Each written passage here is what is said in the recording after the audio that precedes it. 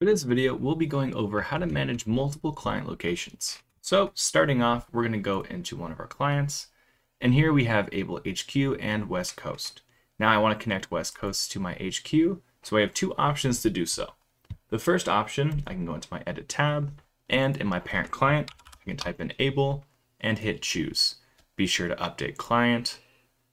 And now when we go back to our overview page, we can see that we are connected to the Able Manufacturing HQ. We also have the other option of creating an asset layout as location.